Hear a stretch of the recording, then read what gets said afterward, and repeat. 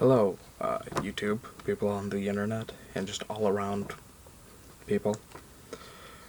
Specifically, my school, seeing as how this is going to be a school project which I'm doing. Now, I'm not going to go into the full details about it, but yes, this is a YouTube video going up for a school project. The school project, I'm not really going to sit there and divulge too much into it, but I had the choice of what I could do. I chose to do a YouTube video. A scripted one. One where I sit there and write a script, and then I sit there and I read off the script. Well, the scripts there are more or less for background, but also some based off what I'm saying. Anyways, I did mine on Game of Thrones and the deaths in the series. Now, because this is a book and TV series, and not everybody has seen it, I'm going to say this once and once only.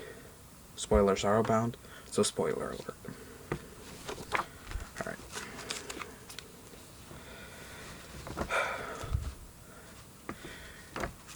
In 2011, Game of Thrones.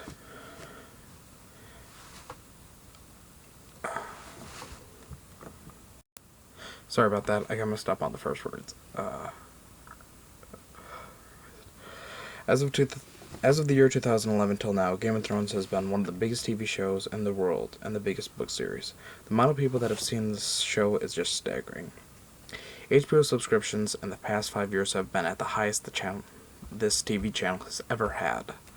After Game of Thrones is done, its final season coming in 2012, HBO's stock will probably drop to below what it has been in the past couple of years. Game of Thrones has become a phenomenon because, it's just say interesting to say the least. There's a lot of things in which I can divulge into it, but one of the biggest things in which it has is its abundance of characters. Specifically, characters that are relatable or just around likable, and also hateable. There are some of them. Characters that, if they were killed off, anybody would be quite angry about, in no specific order. Arya Stark, Jon Snow, Tyrion Lannister, Bran Stark, Brienne of Tarth, Varys, and Daenerys Targaryen. Those are just some of the main characters that people would just hate to see killed off. Even the creator, George R.R. Martin, has love for one character more than all the other ones. And yes, it was one of which I said. Daenerys Targaryen. That is his favorite. He loves her so much that in his writing he actually nicknames her Dany. Kind of funny, huh? That being said, he does actually kill off a lot of fan favorites in the book. Probably the first one and most famous one from the first book is Eddard Stark. And in the latest, which would be the 5th book, right here, / I guess you could also say the TV series, which would be right there, he kills off Jon Snow. But again, spoiler alert, people haven't seen the 6th season yet. There is a good thing about it. Those of you who have know what I'm talking about. He does come back. Thank God.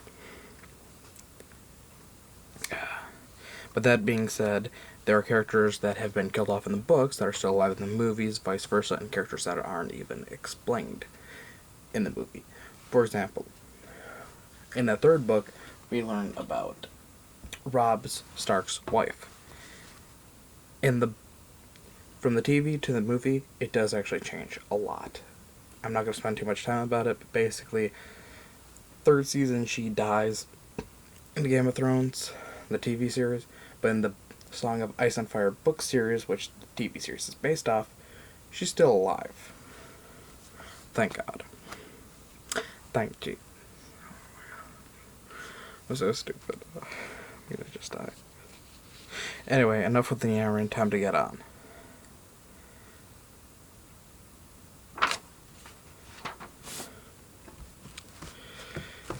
In Season 1 of Game of Thrones, there's a total of 59 on-screen deaths. In comparison to the total amount of deaths throughout all of them, the first one to the 5th season has about 704. 59 is a very small amount, isn't that? Okay, and due to time constraints, I was originally going to sit there and do all 5 seasons, but due to time constraints, I'm only going to do season 1. Anyways, let's start off with the first death in the series. Okay, and another thing in which I would like to point out, death in this case in point is considered somebody who is gravely injured or killed on screen, with certain exceptions. And if they were to come back, which is a possibility in the series, as I said Jon Snow earlier, they do count that as a second life, basically. It's a weird system in which they have set up on the place in which I got this from, but it's probably, I'd say, one of the most accurate death tallies thus far. Alright, so let's start off with the first one. The first... Oh yeah, and I will also be going over how they could have avoided their death. Because some of them could have been avoided. Other ones, not so much. But those that could have been avoided, I will be going over. Number 1. Waymar Royce. He was killed by a White Walker, or Other as they call him in the first book. He was killed, frankly, for being a rich white man who was cast aside by his father, and for thinking of himself better than anyone else. He could have avoided his death by heeding the advice of the people that were with him when they told him they should head back to the Wall. Backstory. The Wall is an 800-mile-high wall that spans the length of the edge of the sea to the other edge of the sea. It's made up entirely of ice and a little bit of stone. The wall has a number of castles along it that used to be inhabited a long time ago, but due to wars and decrease of people joining and relying only on thieves, rapists, bastards, and exiled people, most of them are no longer in use. Only 3 castles are in use, the biggest one in the middle, and being the main one we see through the series, Castle Black. The people who man these castles are known as the Night's Watch, and guard the realm of men from wildlings and beasts beyond the Wall. Number 2. Garrett. He was killed for being in the wrong place at the wrong time. There are a lot of deaths like this, with some more reasons other than others. Garrett was killed for being with Waymar. He warned him to leave, but Waymar didn't listen, and in the end it got 2 of them killed by White Walkers. Well, he was only survival of the White Walker attack, other attack I should say. White Walkers are actually higher up. Mythos, anyways. He was thought to be spared to tell the people of the realm. He returned to Castle Black and left in the night. He was then found by the Lord of Winterfell, Eddard Stark's men. He was killed by Ned for being deserted. He left the Night's Watch and broke his vow. Breaking your vow in this case is punishable by death, specifically beheading. This is one of few deaths that would have been avoidable for many reasons. Unavoidable. One, it set forth major actions in the series and was needed to inform multiple people, mainly Ned, Robb, Bran, and Jon, Theon, Roderick Cassel, Maester Luwin of the Citadel. Number 4 and 5. These deaths are not of a human nature. They are meant to be foreshadowing. The deaths are of a direwolf and a stag. The direwolf is an extinct breed of wolves from the Ice Age, because the series takes place in a different world during a medieval time, with summers that can last decades and winters that can last even longer. A world where the dead rise in the middle of winter as kings freeze in their castle, the peasants freeze in their hut the same. The giants roam in the north with the likes of the dead, dire wolves, and shadow cats. With information like that, now you can understand why dire wolves are in the story. Because it's fantasy, and don't even get me started on the dragons. So, it's a fantasy. Anything could happen. The direwolf is a sigil of House Stark, and the stag the sigil of House Baratheon. These 2 houses are old friends, but the stag that broke its antler in the direwolf's heart, and the giant wounds that killed the stag, are all forms of foreshadowing.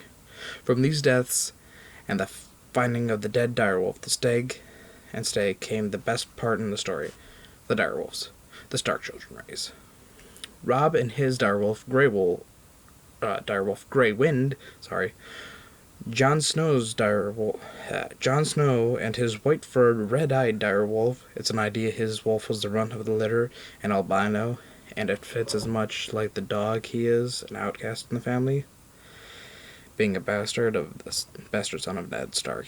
Sansa Stark and her wolf, Lady, Arya Stark and her wolf, Nymeria, Bran Stark and his wolf, Summer, and lastly, Rickon Stark and his wolf, Shaggy Dog.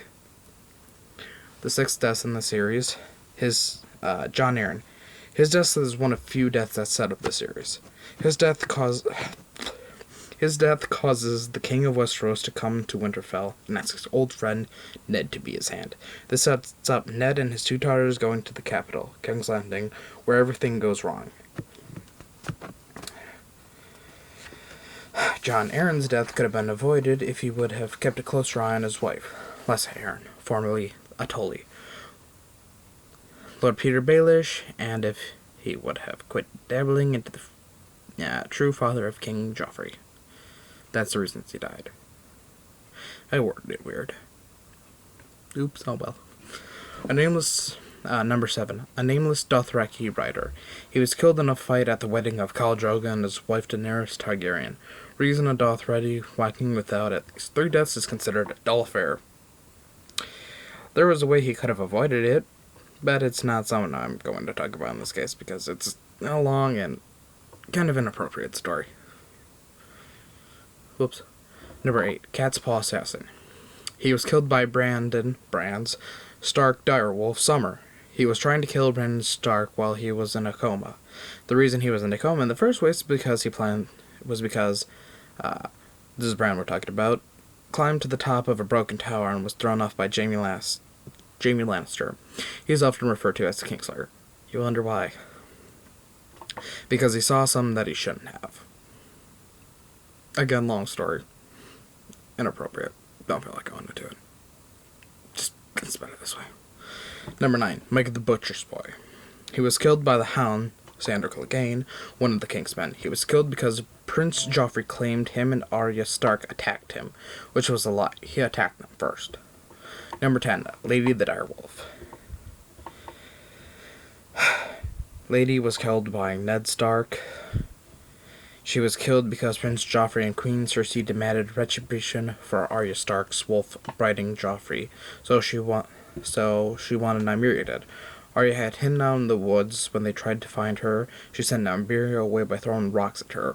So because there was no other direwolf there, they demanded Ned kill Lady, even though she was harmless.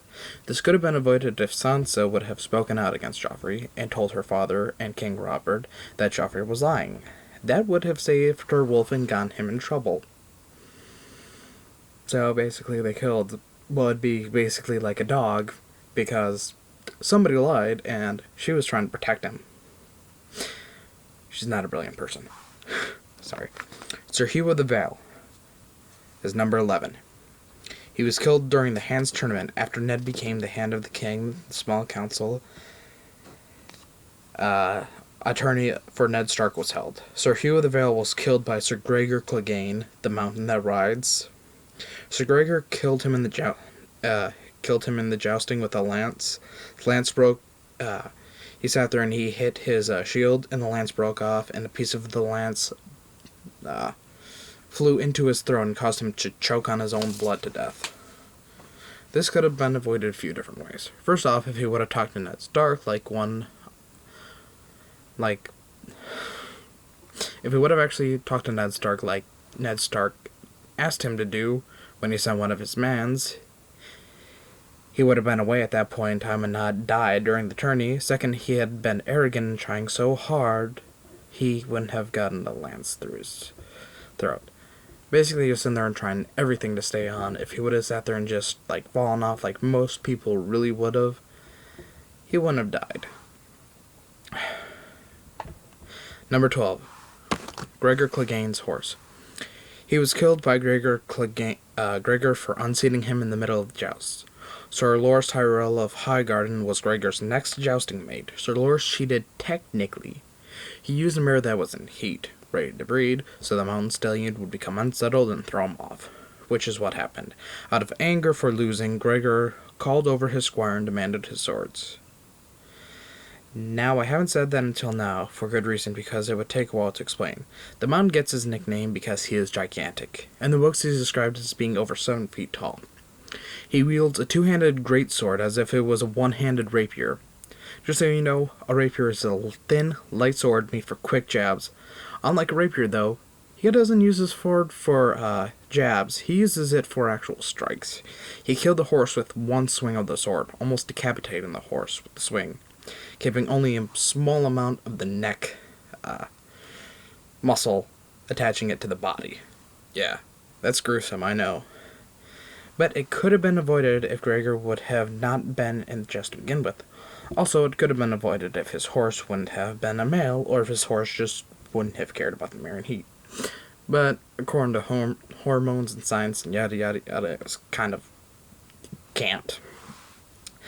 Deaths number 13 through 23 are minor character deaths. They are Stark soldiers, which is numbers 13, 17, 22, and 23. They are killed in the midst of taking Lady Catelyn Stark to her sister Lysa Arryn in the Vale, along with her prisoner Tyrion Lannister. The other deaths are tribesmen who fight and kill the Stark men. The remaining Stark soldiers kill off the tribesmen. The tribesmen deaths are number 14, 15, 16, 18, 19, 20, and 21. This could have been avoided if Lady Stark had not decided to take Tyrion as her prisoner and trust him. Also, they had chosen to take a different way to the Vale. That doesn't help, does it?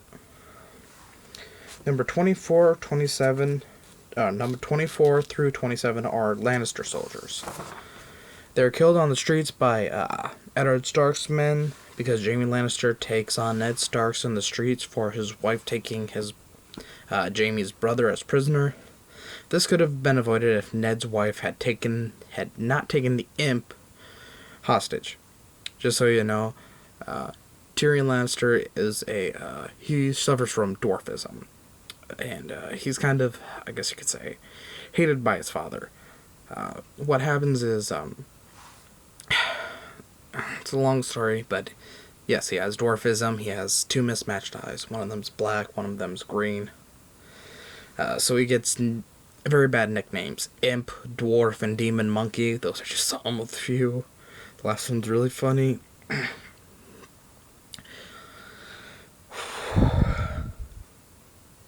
Anyway, number 28, Jory Cassell. He was killed by Jaime Lannister. Jory was protecting Ned Stark and started to fight against Jaime, even though Ned told him to stay back and let him do the fighting. Jory did not listen and tried to kill Jaime Lannister. Jaime pulled out his dirk and stabbed Jory in his eye. This could have been avoided if Ned had listened to Varys and everyone else on the small council not to take the blame for his wife taking Tyrion. It also could have been avoided if he listened to Ned for not taking on the Kingslayer. I worded that wrong, didn't I? Well, makes it all the better. Learning process.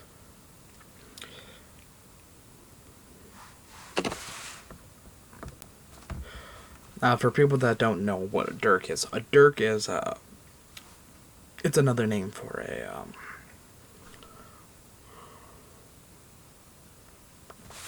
dagger. Then there we go, a dagger. Numbers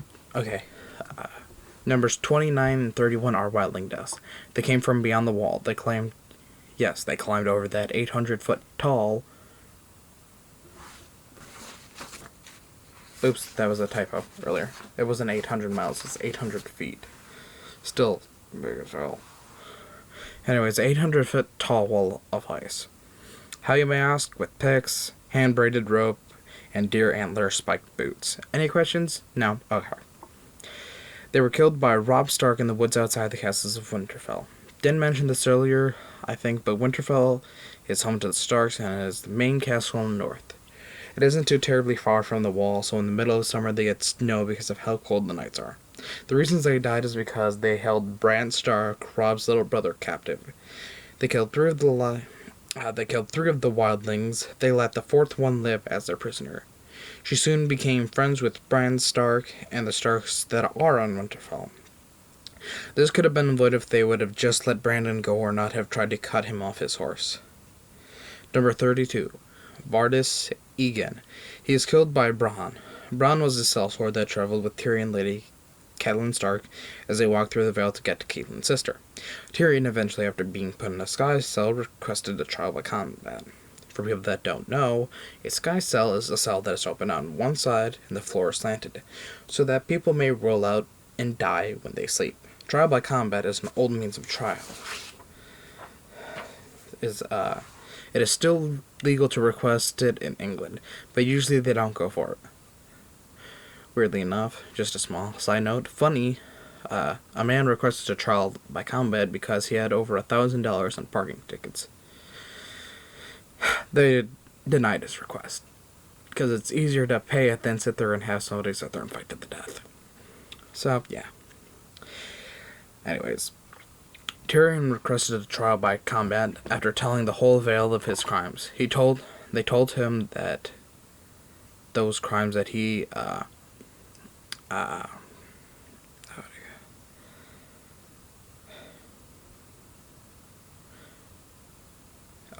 those were not the crimes that he was being accused of, which was the murder of Jon Arryn and the attempted murder of Bran Stark. They threatened to put him back in the cell with a steeper floor, so he would roll out and die, so he requested a trial by combat and that his brother be his champion and stand in for him, seeing as how he is a dwarf and he can't fight that well. They denied the right to his brother, so he begged for someone as his champion. No one spoke at first. Eventually, Bronn, feeling sorry, said he would be Tyrion's champion. Needless to say, he won, but he wasn't honorable in the way he did it. But rules are rules. Tyrion was set free. Yeah. Number 33, Viserys Targaryen. Let's try that again. Viserys Targaryen. This is one person I have not talked about yet. He was killed for many reasons, and could have been avoided if he just would have been a nicer person. History time. Viserys and his sister Dany Daenerys are the last people of House Targaryen. Their father was a Mad King, Aerys Targaryen III. He killed Ned Stark's father, Rickard Stark, and his older brother, Brandon Stark. Besides Viserys and Dany, they had another brother, Rhaegar Targaryen.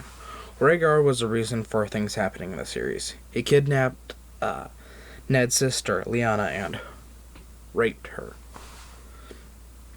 This ended the war and the killing of Ned's brother and father. The Targaryen line was nearly destroyed by Ned and Robert Baratheon. The only surviving Targaryens were Viserys and Dany. Viserys, after his sister grew up, became a horrible person and abused her physically, mentally, and maybe even sometimes sexually from time to time. Because there's a lot of, it's hard to sit there and explain. Time constraints and everything. He eventually even sold her to get himself an army. He married her to Khal Drogo. Khal Drogo is the leader of a nomadic group of people that rape and pillage cities and villages all over Essos. She married him against her will. She eventually became his queen or his Khaleesi, and became one with child. Viserys became drunk and eventually even more abusive and threatened to kill her and child in front of her husband. He also drew his sword in the sacred city of Vis Dothrak. He eventually was crowned and melted gold. A golden crown for a king. Number 34. Robert Baratheon. He was killed by a boar while hunting drunk in the God's Wood near King's Landing. This could have been avoided had he not been drunk and didn't harm himself to every woman in King's Landing. That being said, it was a sad day when he died. This is when it hit the fan and the war between the five kings started. Not fully though, not until someone else important died. Number 35 through 40 are Marshal soldiers. These soldiers are house guards to Ned and his two daughters in King Land. Sorry, I'm tired. It's like 1 o'clock in the morning. Anyways. They were killed when Ned tried to prove that Prince Joffrey is not the son of Robert, but actually a bastard boy born of incest between Cersei and her brother Jaime. They are killed in the throne room by the City Watch, Gold Cloaks, the Hound, and Lannister men. Number 41, Vanepool, was killed by the Lannisters. He was one of the Starsmen. He was killed in the throne room. He was one of the higher guards that led and was the leader next to Ned. Number 42 and number 43, House Stark staff members. They were killed in the halls. They were just in the wrong place at the wrong plane. Wrong place at the wrong time. Number 44, Septim Mordane. She was appointed by the Sept of Baelor to House Stark. She was to raise the Stark girls, Sansa and Arya, and make sure they learn the ways of being a woman. Arya was set up to fail from the beginning. Anyways, Septim Mordane and Sansa were walking the halls as Lannister troops killed the last 2 Stark soldiers mentioned before. She then told Sansa to run back to her room and lock the door and open it to no one. Septim Mordane was killed for being in the wrong place at the wrong time. Number 45, Syrio Forel. He died at the hands of Sir Meryn Trant. Syrio Forel did not die in vain. He believed in the one true god of Westeros, the god of death. And what do we say to the god of death? Not today. He died fighting off 4 Lannister troops with nothing but a wooden training sword. Let me say that again, but in different way. He was fighting off trained men for battle with steel swords with a wooden training sword. He only died because Meryn Trant was better and stronger than the Lannister troops. He was also training Arya to sword fight. That is why he had a training sword on him at the time. Otherwise, he probably would have won. He was also the first sword of Braavos, one of the free cities of Essos. The first sword is the highest honor someone can get from a rich merchant or a ruler in Braavos. He could have run with Arya. Instead, he chose to die in a way that made him so he couldn't have avoided death. To me, that's the saddest death, because he is 20 times awesome. God, I wish they made another character like him. Anyways. Number 46, Staple Boy. He was killed by Arya. He grabbed her arm and said that he was going to get money from the queen for her. He grabbed her right as she grabbed her sword needle. She then recoiled and stabbed him through the gut, yelling, "Stay away." This was an accident on Arya. She didn't mean to kill him, and it was his fault for wanting gold and being a bad person. So, technically, he kind of deserved it. Number 47, Othor. He was killed beyond the wall. They found his body. He was white. And he was stinking. And he wasn't stinking like someone who should be dead. This was pointed out by Samwell Tarly, great friend of Jon Snow. After Jon and Sir Alliser Thorne got into a squabble, Jon was put in his room on solitary confinement, only allowed out to eat and let his direwolf Ghost out. Ghost then wants out, and he follows him to the Lord Commander's room, where Othor is alive but dead. He has come back as one of the others, or the White Walkers.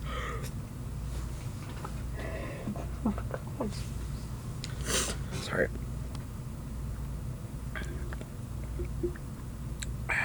Othor is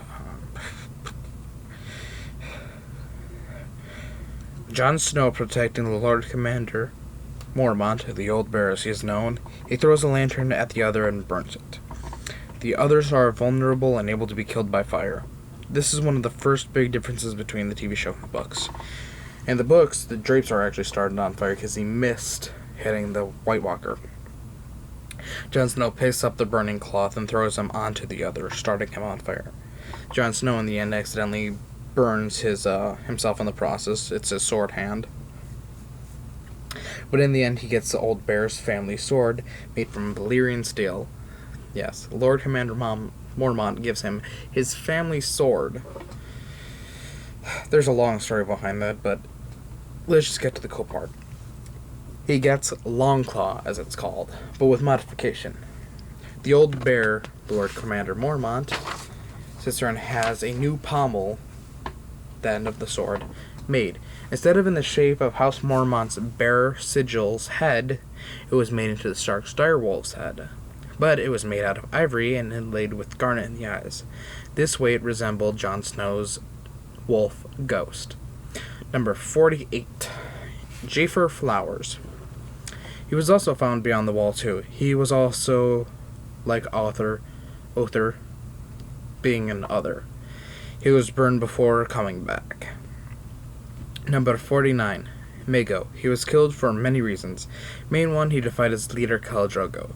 Daenerys being a good person and being young, her character in the book being 13 and pregnant, and the TV series, her character is just 16. Obviously, the actor's older than that. She saw that the people that the Dothraki were killing and raping on their conquest across the desert sea. She stopped one of the men from raping a bunch of women, and one of her husband's men came to him with a complaint of her. She speaks to her husband, and he agrees, because he also sees a fire in her eyes. He claims it to be his son giving her strength. Mago then threatens to kill Khal Drogo and kill Dany afterwards. Khal Drogo throws his dagger and arak to the side. Mago pulls out his arak and threatens Drogo by pointing it up as he walked into it and cut his shoulder. By the way, an arak is a curved blade by the Dothraki. It is a sword that is great to use on horseback like the Dothraki usually use. Also in the book, it wasn't Mago that gave him the cut, it was a rival Khal from a different tribe. That being said, the way in which it's spelled is not the way in which they pronounce it in the TV series. The way in which they pronounce it, even though it's not spelled that way, it's arak.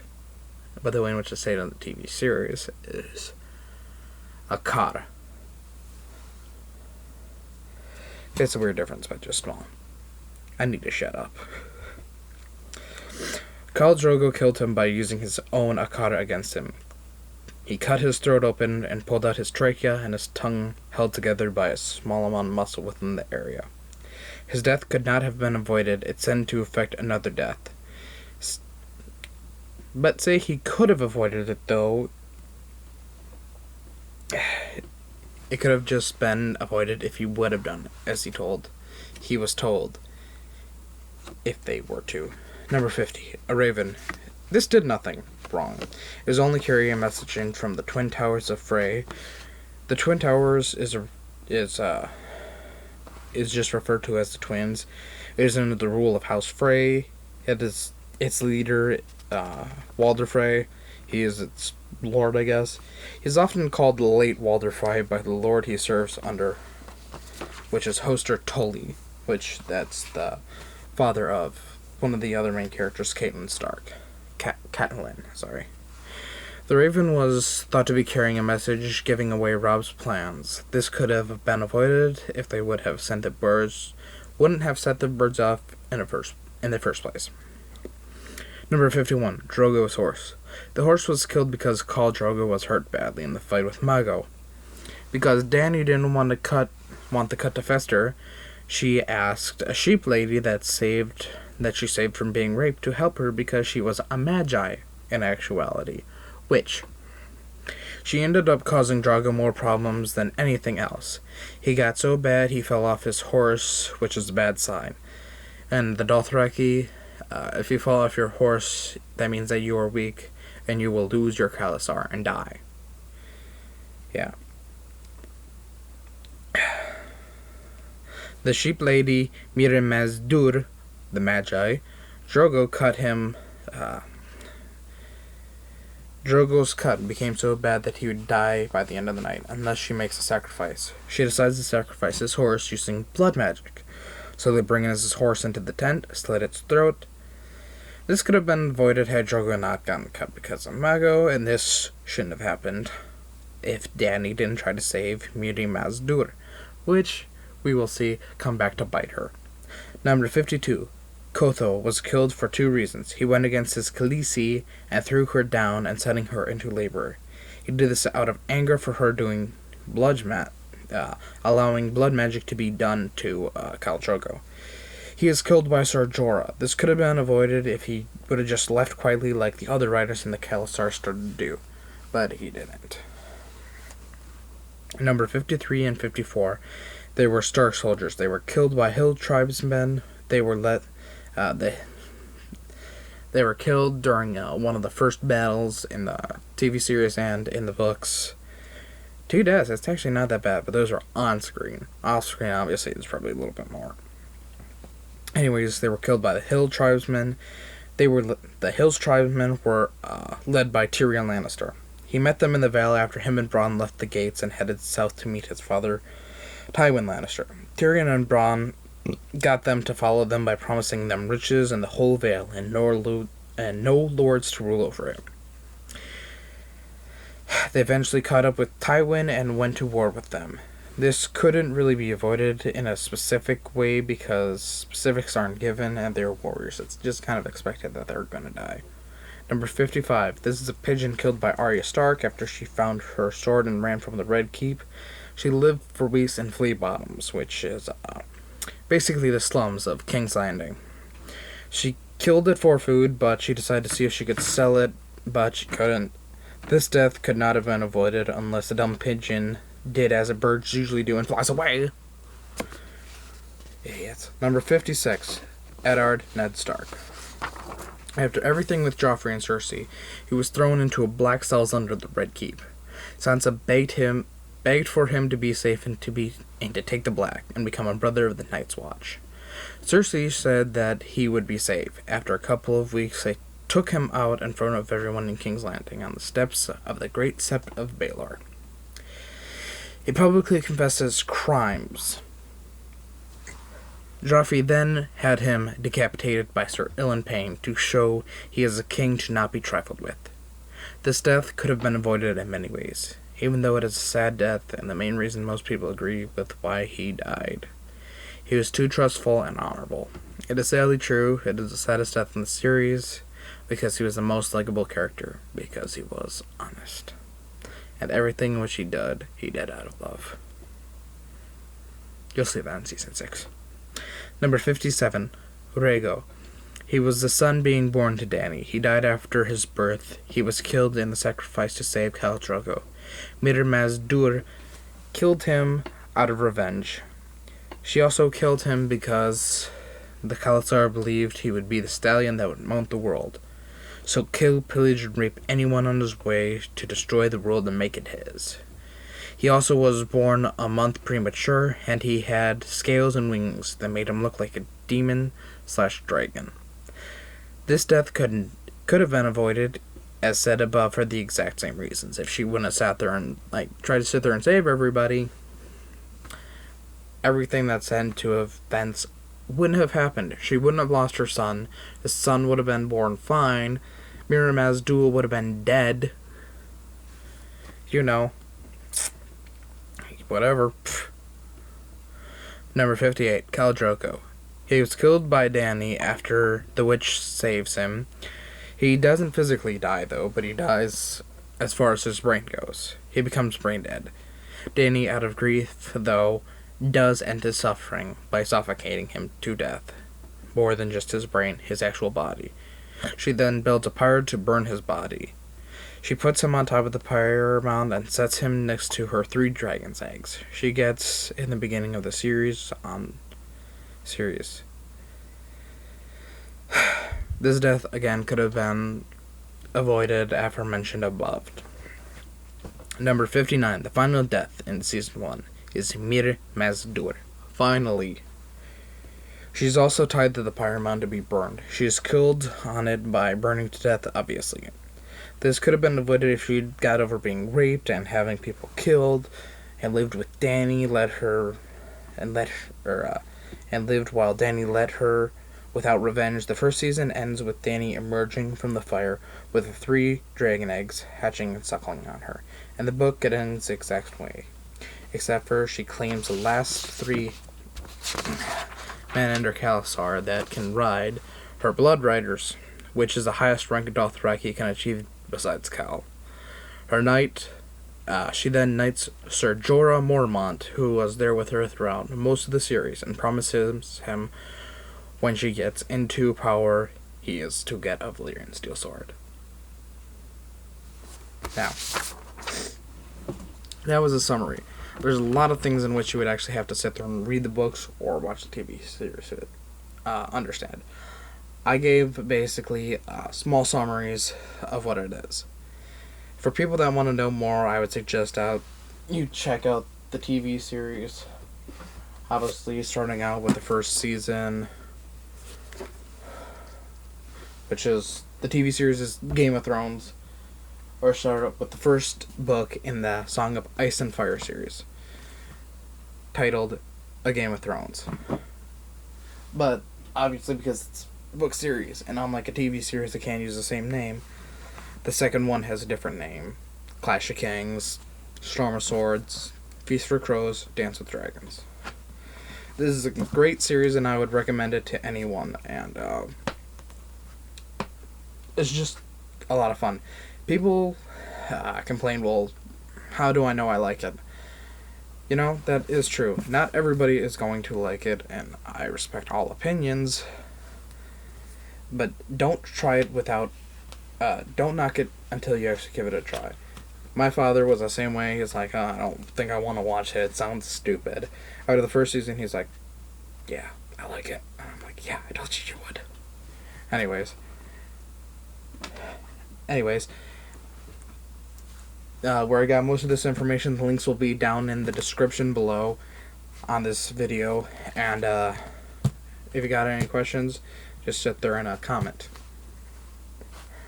in the comment section down below. And I'll see you in the next video.